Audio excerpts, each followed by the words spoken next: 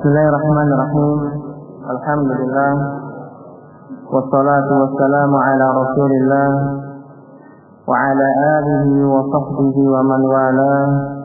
Ashhadu an la ilaha illallah wahdahu la syarika lah wa ashhadu anna Muhammadan abduhu wa rasuluhu, amma ba'd. Indah anak-anak, indakum taqra'una al-hadith. Iqra anta. Man hadha? Faruq. Iqra. Hadith.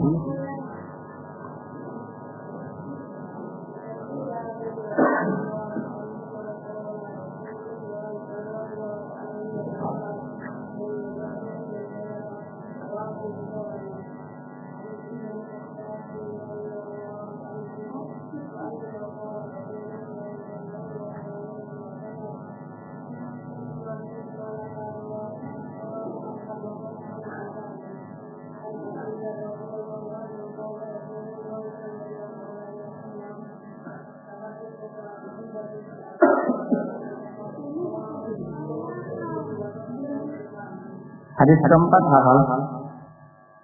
Idris. Enggak. Ismu. Muk. Raden Wijaya. Iqra. Hadis Jabir. An Jabir.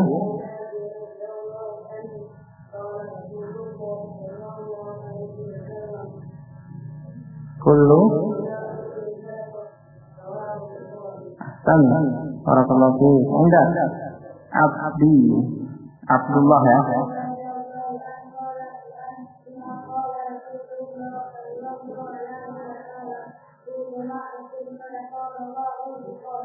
Hadis kedua, Hasan Majlis. Barakallahu fiik. Ansar hafal hadis Ansar? Enggak. Anta? Itu.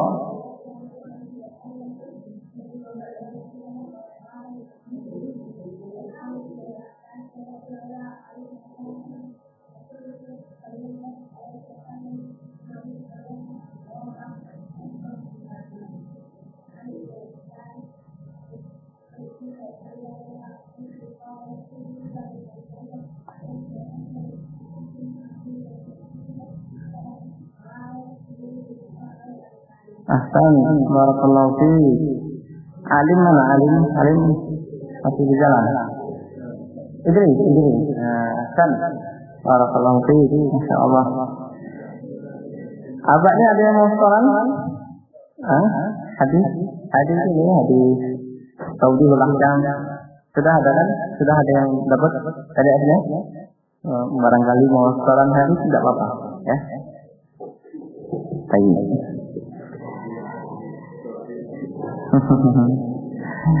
Barakallahu fikum jami'an. Kita lanjutkan pembahasan kita dalam kitab Tauhidul Ahkam ini. Kita masih dalam hadis pada sahabat yang sama, yakni Ali bin Abi Thalib radhiyallahu anhu. Kita akan melalui beberapa hadis yang diriwayatkan oleh sahabat Ali bin Abi Thalib radhiyallahu anhu. Kita masuk ke hadis yang berikutnya. Kalau di sini disebutkan 1257. An Ali radhiyallahu ta'ala anhu. Dari Ali radhiyallahu ta'ala anhu. Ali masih ingat ya dengan Ali ya? Ali masih ingat apa musiah? Apa Ali bin Abi Thalib? Apa yang anda ketahui tentang beliau? Ada dua kudanya. Abdul Hasan, Abu Turab. Kan. Barakallahu fiik. Panjang ya. Biografi Ali bin Abi Thalib ini kalau mau kita kupas satu persatu, kita baca, kita telusuri, kita hayati, panjang sekali. Yang kemarin kita sampaikan itu hanya ringkasan. Kita baca saja apa yang disebutkan oleh al-muallif rahimahullah ta'ala. Qala Rasulullah sallallahu alaihi wasallam bersabda, la tabda'u yahuda wal nasara bis salam jangan kalian memulai salam kepada orang-orang Yahudi dan Nasrani. Orang kafir. Tidak boleh kita memulai salam kepada mereka. Wa idza laqitumuhum fi tariqin fadarruhum ila adyaqihi. Akhrajahu Muslim. Dan apabila kalian menjumpai mereka di jalan, maka sesakkan mereka ke jalan yang paling sempit. Apa mana hadis ini? Nanti kita baca penjelasannya. Akhrajahu Muslim, dikeluarkan oleh Al-Imam Muslim dalam sahihnya.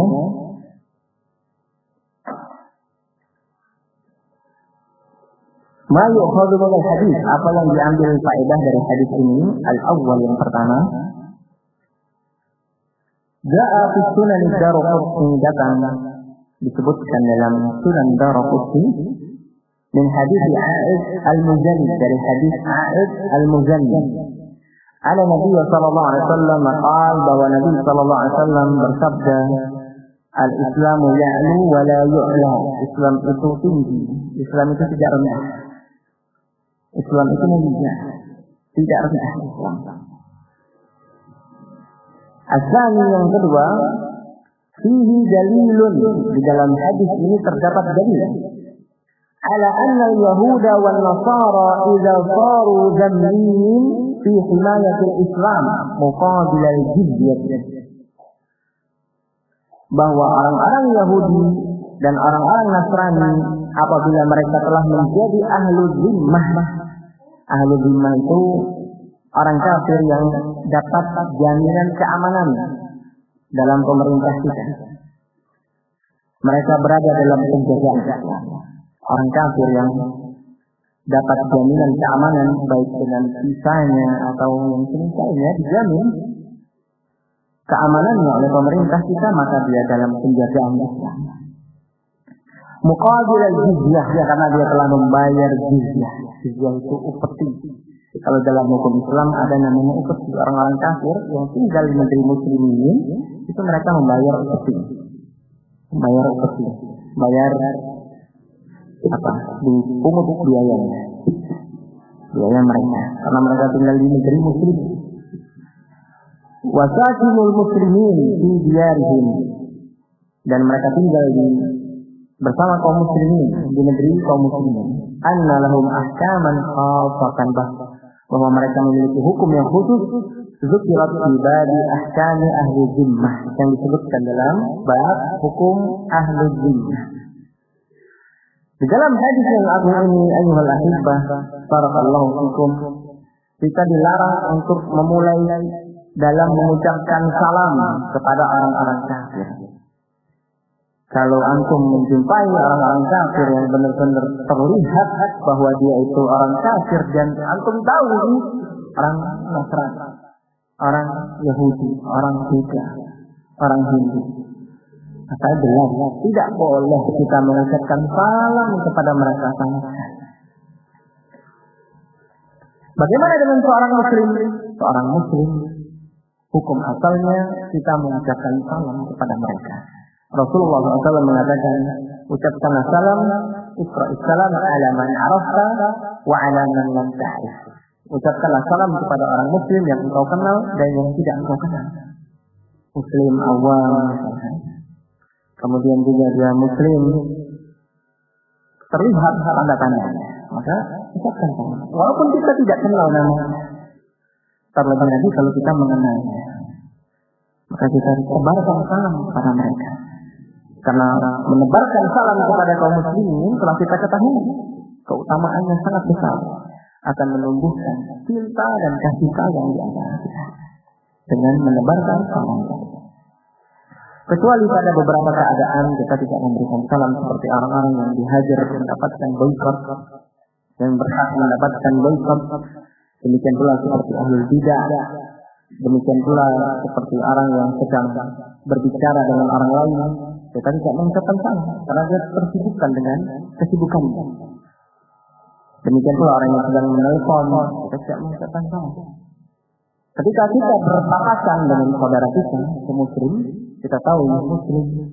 Terlihat ciri-ciri muslim Indonesia itu ya. Biasanya pakai peci hitam, nah itu kadang muslim, tapi kadang nggak muslim juga ada ya.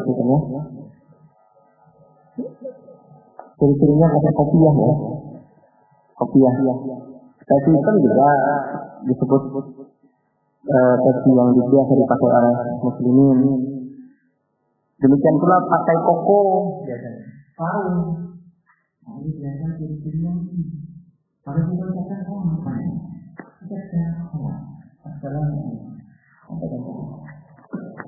Namun ketika diketahui orang kafir, kata Rasulullah SAW, la tabda'u al-yahuda wal nasara bis-salam. Tidak boleh kita mengucapkan salam kepada orang-orang Yahudi dan orang-orang Nasrani. As-salih, faedah yang ketiga. Mungkin al-ahkam di antara hukum-hukum yang disebutkan di dalam hadis ini adalah annal kitabiyya, bahwasanya seorang muslim al-kitabi ini muslim dari kalangan ahli kitab. Yang dimaksud dengan ahli kitab adalah Yahudi dan Nasrani. Idza qabala al-muslim fi tariq, apabila berjumpa dengan muslim di jalan, fa innal muslima yalja'uhu ila atyab tariq, maka yang dilakukan oleh seorang muslim sepatutnya adalah menyesatkan dia ke jalan yang paling sempit, memberikan dia jalan ke jalan yang paling sempit, jalan yang paling sempit kaum muslimin. Wa yakunu wasatut tariq wa sa'atuhu lil muslim. Wa yakunu wasatut tariq, dan jalan yang di tengah, jalan yang paling lapang itu khusus untuk orang-orang muslim. Orang-orang kafir letaknya di orang-orang kita disebut dalam hadis ini letaknya di pinggir-pinggir. Orang kafir letaknya di pinggir. Kenapa yang demikian ini? Isyaran bi'izzatil Islam alaihim, untuk menunjukkan syiar Islam, untuk menunjukkan kejayaan Islam, untuk menunjukkan keperkasaan Islam, untuk menunjukkan bahwa Islam itu mulia, lebih mulia dari mereka. Wala'alla fi hadhihi al-mudallaqat lahum ma yadfa'uhum ila al-Islam. Dan bisa jadi dengan perbuatan ini mereka bisa masuk ke dalam Islam. Karena mereka tinggal di negeri muslimin, ya, beda. Kalau di negeri kafir ini antum amal dan habis kita. Ya, bisa dikeroyok sama mereka. Kalau di negeri kafir atau di negeri yang tidak ditegakkan syariat Islam, lebih susah lagi. Ya. Tidak bisa kita menerapkan. Kalau seperti itu, sulit untuk menerapkan. Ini negeri muslim, ya. Kita pahami ya, di negeri yang muslim. Li'annahu laysa bainahum wa bain hadhihi al-'izzati illa ad-dukhul fi Islam. Karena tidak ada lagi yang mesti mereka lakukan dari perbuatan ini melainkan masuk ke dalam Islam. Liyakuna lahum ma lil muslimin wa 'alayhi ma 'alayhim, agar muslimin mendapatkan haknya dan mereka mendapatkan kesempitan yang seperti ini. Tentu mereka lebih memilih Islam. Bisa jadi yang demikian ini membuat mereka masuk ke dalam Islam. Ar-rabi', yang keempat. Hadhihi al-ahkam, hukum-hukum yang seperti ini, al-an itu artinya sekarang. Al-ana, dapat kata-kata baru. Apa artinya al-an? Sekarang. Hadhihi al-ahkam, al-ana, hukum-hukum yang seperti ini sekarang ini mu'attalatun, tidak diamalkan. Mu'attilah, tidak diamalkan. Kenapa? Bisa bagi dha'ful Islam, karena Islam lemah. Terlebih lagi di negeri kita. Kalau di negeri kita mau kita amalkan seperti ini, sulit. Mesti ada yang berurusan dengan kita. Panjang ceritanya kalau mau kita amalkan yang seperti ini. Kalau di negeri kita. Wa tabi'atul muslimin lil umamil kafirah. Kenapa yang seperti ini tidak diamalkan sekarang ini, karena kaum muslimin sendiri banyak yang mengikuti orang-orang kafir. Seperti itu, ya kan? Banyak. Mulai dari potongan rambutnya, kemudian pakaiannya, kemudian gaya hidupnya, banyak yang mengikuti orang kafir. Sehingga tidak teramalkan amalan yang seperti ini. Barakallahu fikum. Sedih kita kalau melihat kaum muslimin sekarang ini. Banyak yang mengikuti orang-orang kafir. Tahun baru, acara berdagang, kemudian mengikuti acara-acara mereka. Kemudian juga mengikuti acara-acara syiar-syiar mereka. Na'udzubillah. Dan yang lainnya. Walakinnana la nay'as, kata Syekh Abdullah Al-Bassam rahimahullah, an ya'uda lil Islam izzatahu. Akan tetapi kita tidak boleh berputus asa untuk kembalinya Islam menjadi jaya. Wa ghalabatahu wa siyadatahu. Kita jangan berputus asa untuk Islam ini menjadi jaya, menang dan terdepan. Faqad qala ta'ala, maka sungguh Allah Subhanahu wa taala telah berfirman dalam surat At-Taubah ayat yang ke-32, yuriduna an yutfi'u nurallah, mereka ingin memadamkan cahaya Allah bi afwahihim, dengan ucapan-ucapan mereka, wa ya'allahu illa an yutimma nurahu, dan Allah Subhanahu wa taala enggan melainkan Allah akan menyempurnakan cahayanya, walau karihal kafirun, sekalipun orang-orang kafir membenci. Ini faedah yang sama. Al-Khamis, yang kelima. Wa fil hadis an-nahyu an bada'atil yahudi wal nasara bis-salam. Di dalam hadis yang agung ini terdapat larangan dari memulai salam kepada orang-orang Yahudi dan Nasrani. Fa in bada'u bis-salam, jika mereka mengucapkan salam, bagaimana hukumnya? Mereka mengucapkan salam kepada kita. Faqad ja'a fil Bukhari, maka sungguh telah disebutkan dalam hadis yang diriwayatkan oleh Imam Bukhari nomor 6258, wa Muslim, demikian pula diriwayatkan oleh Imam Muslim nomor 2163 min hadis Anas, dari hadis Anas bin Malik, anna Nabi sallallahu alaihi wasallam qala, bahwa Nabi sallallahu alaihi wasallam bersabda, idza sallama alaikum ahli kitab, apabila ahli kitab mengucapkan salam kepada kalian, faqulu wa alaikum, jawablah wa alaikum. Jawabannya wa alaikum. Dalam permasalahan ini ada beberapa rincian dalam menjawab salam dari orang kafir. Ada 4 rincian.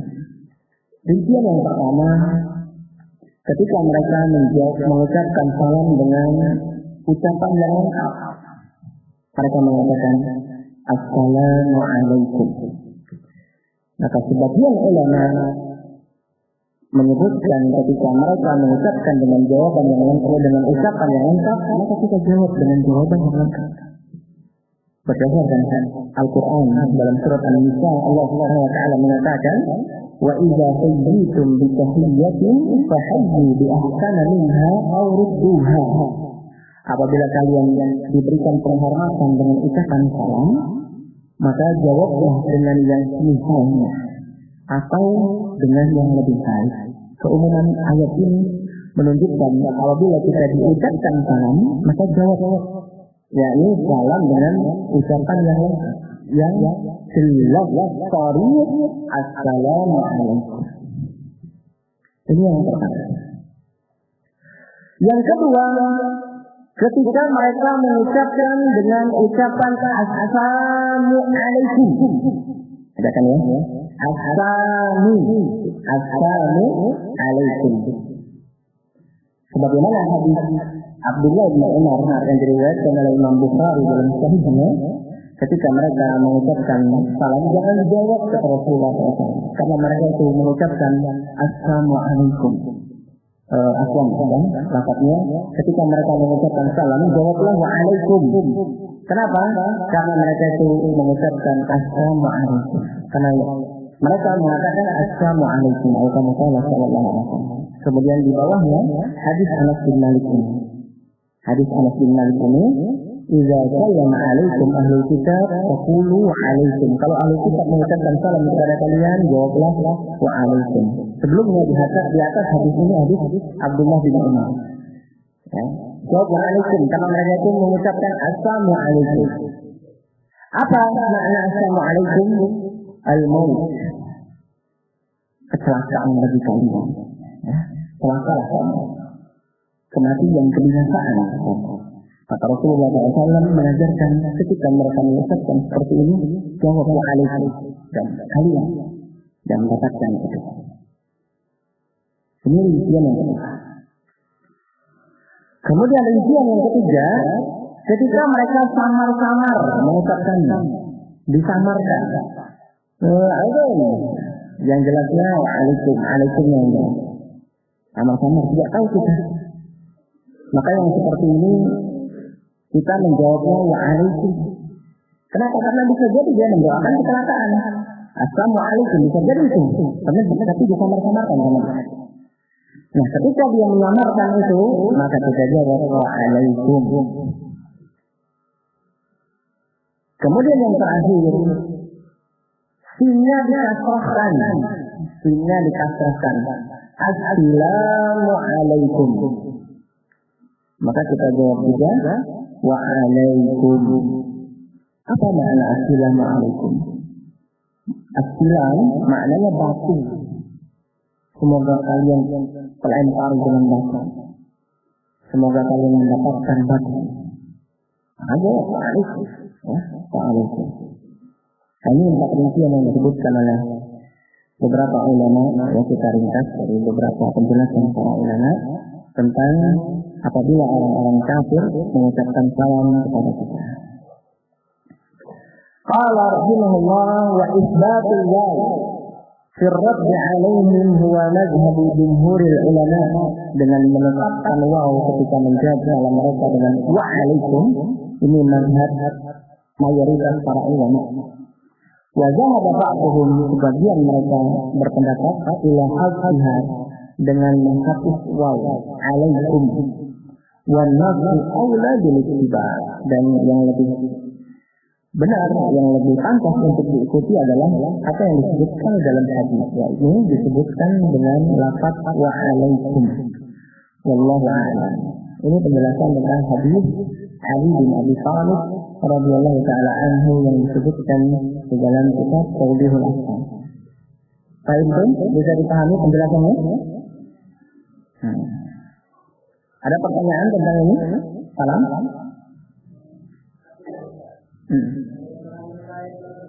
Nah, ini saya berapa ini? Kalau ditanya ayat ini agak sulit nafal ya. Ayat berapa? Siapa yang tahu? Lebih mudahnya dicari dari Al-Fatihah sampai An-Nas.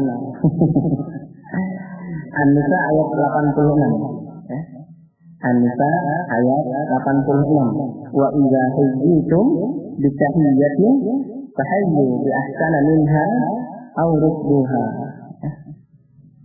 Fahayyu bi ahsana minha aw rudduha. Demikian yang disebutkan oleh Allah Tabaraka wa Ta'ala. Baik.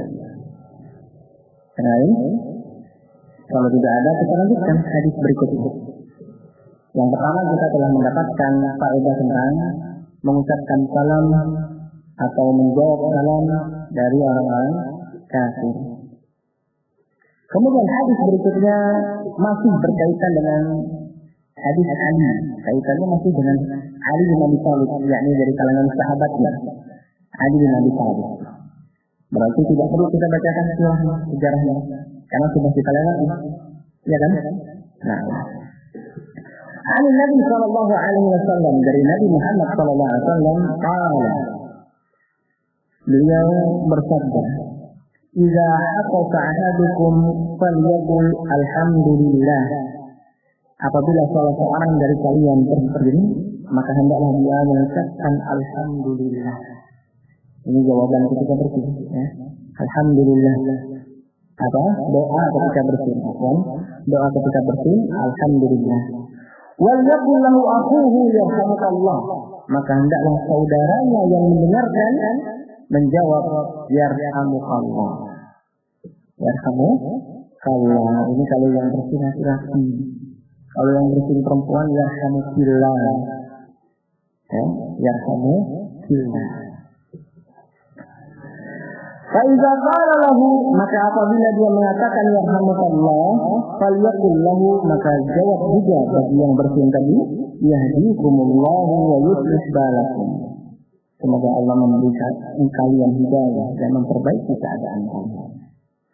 Akhrajahu al-Bukhari. Hadis ini dikeluarkan oleh Imam Al-Bukhari nomor 6224. Dari sahabat Abu Hurairah disebutkan walaysa Ali, dan tidak dari sahabat Ali bin Abi Thalib disebutkan dalam catatan Muslim. Diriwayatkan pula oleh Abu Dawud dalam Al-Adab dan disahihkan oleh Al-Albani dalam Sahih Abu Dawud. Wallahu ta'ala a'lam. Kita baca apa yang disebutkan faedah dalam hadis ini. Al-Ata Zakirun mufajid qawiyun yakhruju an tariqi kasbatil anfi duna iradati sahfi. Al-Ata maknanya adalah hembusan nafas yang datang dengan tiba-tiba secara kuat yang keluar dari jalan hidup tanpa keinginan dari seseorang, tiba-tiba langsung keluar. Yang an tahmihi al-ghisa al-mukhati lil anfi, yang tumbuh dari kobaran ingus yang tertutup bagi hidung, ingus yang tertutup di dalam hidung, maka keluar. Aw yakhruju maradan, atau keluar dikarenakan sakit, seorang sakit. Karena yahditsu fi zukan, sebagaimana terjadi pada penyakit pilek. Wan ibatuhu yahditsu khamulan fil jism, dan ketika tertahan sesuatu tersebut, yakni berupa ingus atau ingus, ketika ingus tersebut tertahan akan menjadikan lemah di tubuh seseorang. Amma khurujuhu, adapun ketika keluar dengan cara bersih, fayahissu al-atif bi'iddati ba'dahu bihifatin fi badanihi. Orang yang bersih tadi merasakan ringan pada tubuhnya, merasakan enak, sudah bersih. Adapun ketika tertahan tadi, rasanya berat, tubuhnya merasa lemah.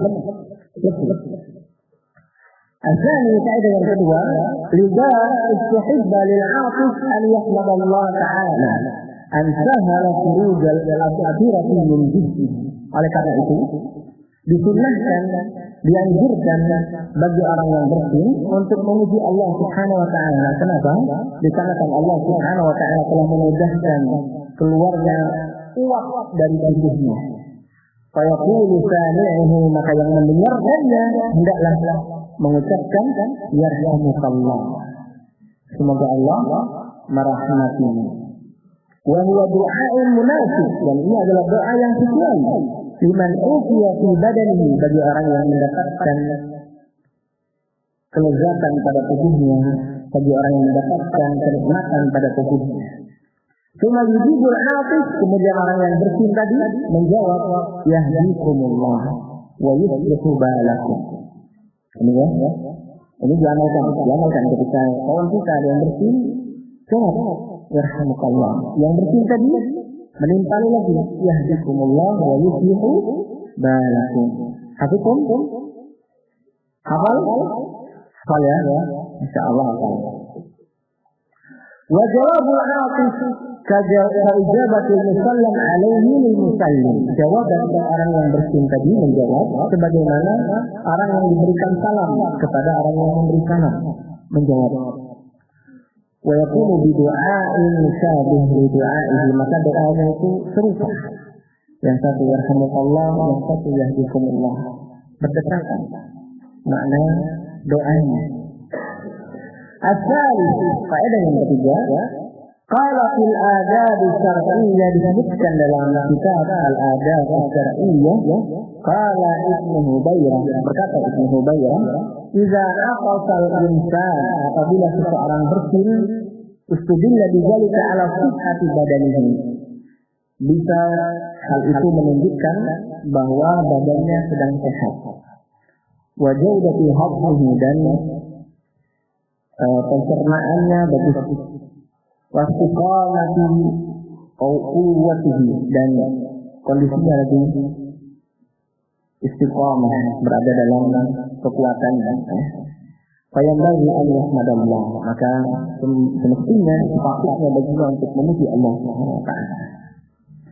Wa fi Sahih Al-Bukhari, dan dalam Sahih Al-Bukhari nomor 6223, "Innallaha yuhibbul 'ata wa yakrahu at-tasa'ub." Allah Subhanahu wa taala menyukai bersih, dan Allah tidak menyukai menguap. Bersih disukai oleh Allah Subhanahu wa taala. Adapun menguap itu tidak disukai oleh Allah Subhanahu wa taala. Kenapa? Karena disebutkan dalam riwayat yang lain, riwayat yang sahih, Rasulullah SAW mengatakan, "Idza tasa'aba ahadukum falyaqul mastata." Kalau salah seorang dari kalian sedang menguap, tahan semampunya. Kalau bisa ditahan, ditahan. Ya. Kalau tidak mampu ditahan, falyarud, maka hendaklah dia tahan semampunya. Cukup. Kalau menguap itu yang sunnah sesuai dengan ajaran Islam, ditutup kalau memang tidak bisa ditahan. Awalnya ketika mulai muncul rasa nguap, sudah mulai ingin nguap, tahan dulu. Namun jika tidak bisa, tidak tertahan, ditutup. Nguap, tapi ditutup. Kenapa Rasulullah SAW memerintahkan yang seperti ini? Fa'inna syaitan yadkhulu. Syaitan bisa masuk kalau tidak ditutup. Ketika seorang menguap, syaitan tertahan. Sebutkan dalam riwayat tengah. Maka ketika menguap, diusahakan untuk ditahan. Jika tidak bisa, ditutup. Jangan dilepas, ya. Dilepas, apalagi sampai bersuara. Menguapnya sampai bersuara. Nah, ini jauh dari bimbingan syariat. Ketika menguap, jangan sampai bersuara. Ditahan kalau. Kalau tidak bisa ditahan, ditutup. Terutama ketika sholat. Ini perhatikan ketika sholat. Kadang sebagian manusia, sebagian muslimin sholat di sebelah kanan, menguap pakai suara sampai terdengar oleh teman sebelumnya, atau sampai terganggu saudara yang sholat di sebelahnya, terkena hawanya. Nah, yang seperti ini kita harus perhatikan. Rasulullah SAW mengatakan, ketika salah seorang dari kalian menguap, hendaklah dia tahan dengan semampunya. Jika tidak bisa ditahan, maka ditutup. Ya, ditutup. Jangan dilepas. Jangan dilepaskan. Ini sunnah yang seperti ini banyak ditinggalkan oleh kaum muslimin. Banyak ditinggalkan. Banyak yang tidak tahu sunnah yang seperti ini. Banyak kita perhatikan dari mereka yang lepas landas, ya, dilepas. Yang seperti ini sungguh memiliki syariat Islam. Ketika tidak mampu kita menahannya, lepaskannya, tidak mengapa, namun ditutup. Ditutup dengan tangan, boleh kanan, boleh kiri, atau dengan baju para pelaku. Apakah disunahkan ketika menguap atau setelah selesai menguap membaca doa A'udzubillahi minasyaitonir rajim? Jawabannya adalah tidak. Kenapa? Karena tidak ada hadis. Tidak ada hadis Rasulullah SAW yang menjelaskan hal ini. Maka hendaknya kita mencukupkan dengan apa yang disebutkan oleh Rasulullah SAW. Itu lebih selamat. Mengamalkan apa yang diajarkan oleh Rasulullah SAW dan tidak mengamalkan apa yang tidak diajarkan oleh Rasulullah SAW. Itulah jalan keselamatan. Qala rahimahullah, li'anna al-asas, dikarenakan bersih, yadullu ala sifati badan wa nasab, menunjukkan ringannya tubuh seseorang dan dia merasakan kesemangatan pada dirinya. Wa tasa'ub yadullu ghaliban ala fasalil badan wa imtilaihi wa istirkhaihi, dan menguap itu menunjukkan bahwa tubuhnya itu sedang berat, sedang kendor rasa kita. Biasa orang kalau malas itu nguap. Ya? Iya apa iya? Iya, orang kalau malas itu mestinya. Ya, malas, lagi malas. Itu makanya Allah Subhanahu wa taala tidak menyukai mengulas. Allah menyukai bersih. Karena setelah bersih kata ulama itu menunjukkan seorang itu sedang semangat. Maka dianjurkan untuk membaca alhamdulillah. Sudah kan? Belum? Salah ini. Tinggal dikit tadi. Tunggu mendengar aja ya. وقال في شرح الأدب المفرد disebutkan dalam syarah al-adab al-mufrad qauluhu alaihi salatu wassalam sabda Rasulullah SAW inna Allah yuhibbul 'iqab wa yakrahu at-tasa'ub. Allah Subhanahu wa taala menyukai bersih dan tidak menyukai menguap. Al-mahabbah wal karahiyah munsarifani ila asbabihima. Kebencian dan kecintaan di sini munsarifani ila asbabihima, terjadi karena ada sebab-sebabnya. Insyaallah kita lanjutkan ba'da isya ya. Sedikit penjelasan lagi. Wa akhiru da'wana alhamdulillahi rabbil alamin.